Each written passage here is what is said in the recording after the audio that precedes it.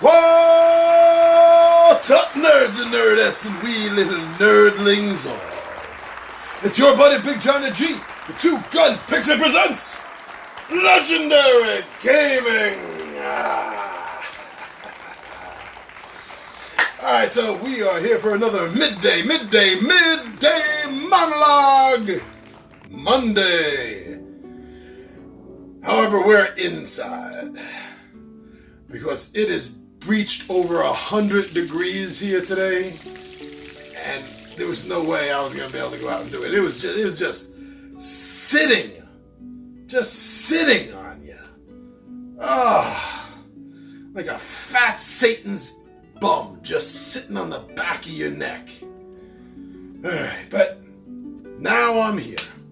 So let's have a conversation. Because what I want to do is I want to talk about the game I just recently finished. And it took me a while to finish it.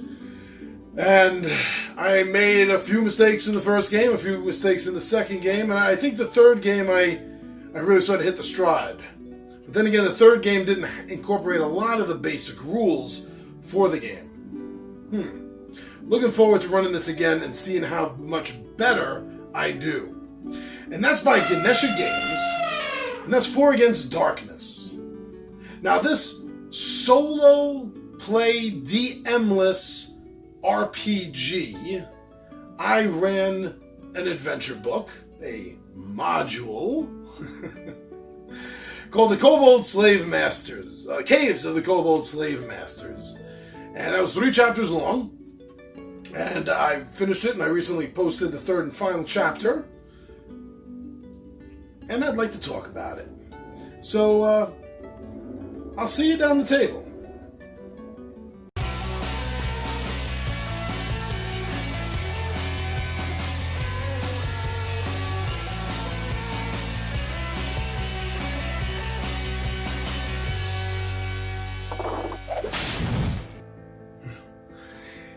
If you're not familiar with 4 Against Darkness, please watch my videos on them, watch other people's videos on them, just watch something, because this is a great game for RPGers, especially old school grognards like me. And I think you'll understand why as I talk about the game. So, got my notes? So, 4 Against Darkness, Caves of the Kobold Slave Masters, is a module that's done in 3 parts. Now, overall, this gave me a sensation. By completion, this gave me a sensation of both happy and sad. And that's because I was happy that I finished this. And I'm happy that I finished it with the original characters that I started with, even though we lost our NPC that we got in the first adventure. Rika, you're a good goblin. If you played the module, you know what I'm talking about.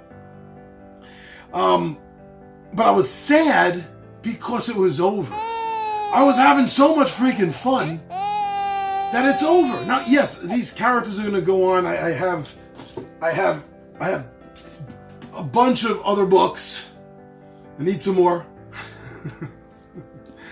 I need some more, especially anything with a new character classes in it. I really want those. Anyway, I have more, so I'm not sad. I'm still happy about it, but it's still this really mixed emotion, and I'm really enjoying the roller coaster feel of this dual emotional battle that's going on inside me right now. Even just thinking about the game and how I played it and how it went and how it ended, and I do know that I want more. I do. Now, I wanted to make sure that I pointed out that I loved, in this particular module, which I got here somewhere, I love the flow of it. I love the flow. Well, you know, this module, Caves of the Kobold Slave Masters, is a great introductory module. It really is, because it handles 3 different styles of adventuring with its 3 chapters. Now, in the first chapter, it's definitely an old school Grognardian dungeon delve with a fixed map, fixed encounters, in, out, hopefully, save the day. Woo! And it delivered just that. It was fantastically delivered. Yeah. The second chapter was more the way the base rules are written. You don't need any other book but 4 Against Darkness, the core book. That's all you need, because it has volumes and volumes of charts, of generation charts. So you generate everything from literally the layout of the dungeon as you're crawling through it, from corridors to rooms, how they're shaped. You randomly roll on these charts your opponents, your monsters.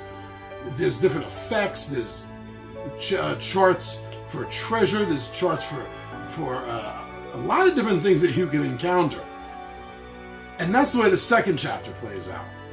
And the third does something I don't recall doing in an RPG before, and that's a tower defense. You're in one fixed location, and it's just getting swarmed, and you have to survive. Those 3 different aspects in one module, I think, were fantastic. Overall, this game gave me a lot of the same feeling and sensation that I had when I was playing the Tom Moldvay edition of Basic Dungeons & Dragons. And that in itself is worth it. Okay, I want to try to briefly go over the chapters as briefly yet concisely, I guess, as I need to want to be. I'm gonna be. So, chapter 1, as I just ended off saying, I was in that direction. Can't tell when I'm filming. I think it's that direction. As I just ended up saying, the first chapter has the complete Grognardian, Gygaxian feel to it. You know, the original old school, kick in the door, kill the monster, steal the treasure. Boom! It's like Munchkin, only minus stabbing your buddy in the back. And it captures that feel. It does. Like lightning in a bottle, it catches it.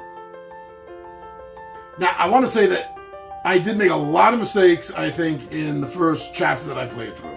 This was the equivalent of straight out of the box and playing it. I say the equivalent because there's no box, it's just a book. So it's cracking open the book and jumping right into it right away. Because I was so psyched for it. Now, even though I made a few-ish or more mistakes in that first chapter, it didn't take away from the fun factor. I absolutely I grooved on the game. It was amazing. And that's what made me want to play chapter 2. And it took me a while to get the time to get it there. But that's all I could think about for a while. And that's really great. Now, I was really looking forward to keeping Rika alive. I was hoping to have this extra 5th member throughout the whole adventure, and it didn't work out that way. Rika's a goblin who's already... he's not part of your mission. You run into this goblin slave, and if you save him, he'll stick around with your party.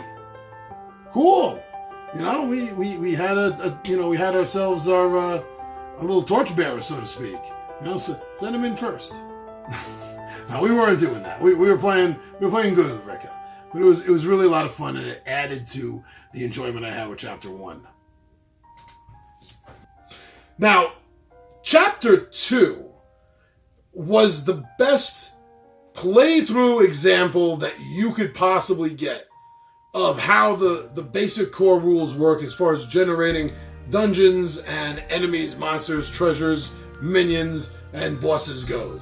It's the best walkthrough you can get for it, which is why I said before that I think that overall this whole adventure book is perfect for an introductory level to the game itself.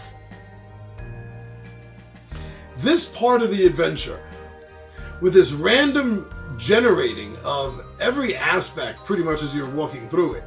Now, I do want to point out that although charts are in the base book for generating all this, the module, and I'm going to keep slipping up and calling it a module because that's who I am. The module has its own charts for you to roll on, which make it very specific. That's awesome. But rolling through this, the little bit of tension that it builds up, because you're rolling a 6-sided die. You know, in some cases, 2 6-sided dice, But that's it. You roll a 6-sided die to generate this, and it causes a little bit of tension because you're looking at the chart. You can see what you could potentially get, and you can see how potentially wrong things can go too.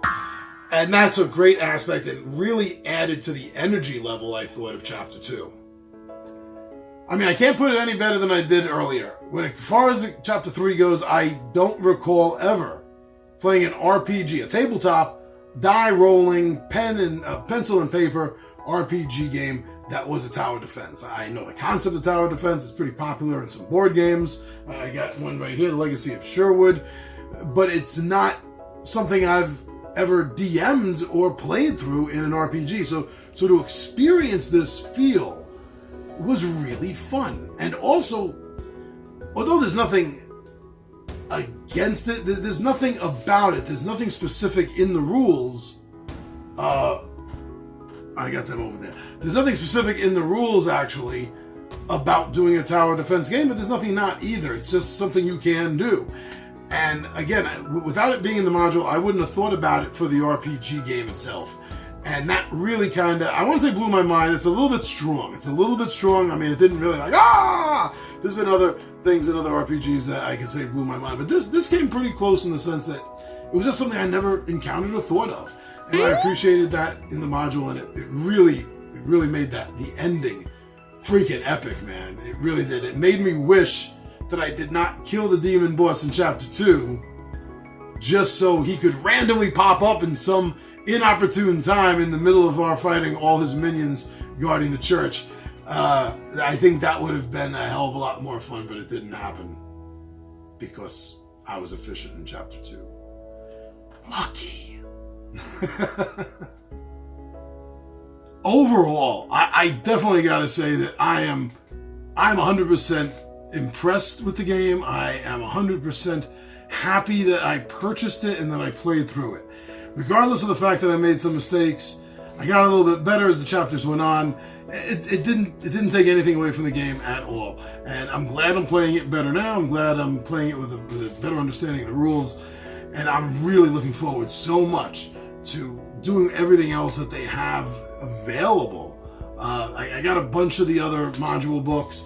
As I've been saying, I want to run the that's over there too. the Night of Destiny Arthurian game. I think that'd be a good video playthrough. I got some good miniatures and these buildings. Maybe you just saw I built the tavern, so that's gonna make to a good outdoor shot, exterior shot. That's gonna be really kind of cool.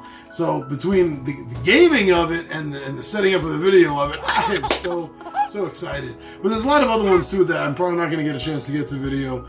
Well, this one I have right here, I'll show you. I'm really looking forward to also playing 4 Against the Titans. I'm looking forward to doing that. But I don't have anything miniature-wise that looks anything at all like Greco-Roman, so I probably won't be shooting a video to that. But the game is a lot of fun. I am so glad I bought this. Oh yeah, see, I'm glad I made notes. One thing I haven't done, I'm looking forward to doing, and afterwards, trust me, there will be a report for all of you about it, but I'm looking forward to doing the optional run of this game, and that's actually running it like a DM, and having the 20-sided warriors run through it. I grab 4 of them, and let them make characters, and run them through one of the shorter adventures that I have, maybe the 3 rings, and see how they like it. That's going to be a lot of fun, I think. I hope so. Well, thank you for joining me here for this Midday Monologue Monday and hearing everything I had to say about the 4 Against Darkness game. See, we got some more modules to get to. Thank you for listening to me rant about that. Now, rant makes it sound like I was saying something bad, and I wasn't. Thank you for listening to me chill about it. I was chilling about it. And also thank you everyone for going over to our Facebook, our Instagram, and our Twitter. Thank you for going and seeing what we're doing over there. And next time you see what's going on, let us know, because we don't always know what's going on over there. We have that Two Gun Pixie Zazzle store, so thank you everyone that's gone over and checked it out and looked at some of the designs that we have on our hats, shirts, mugs, etc., etc., etc. Thank you very much. It's very cool that you go check that out. But I honestly think the coolest thing is when you come here. You come right here to our home, right here on YouTube. You subscribe to our channel, you watch our videos, comment on them. Sometimes when we're lucky, you share our videos. So very cool. Awesome when you do. Really, it really is. So thank you so much, everyone. And I look forward to seeing you again here. And I am... What? I am out of here!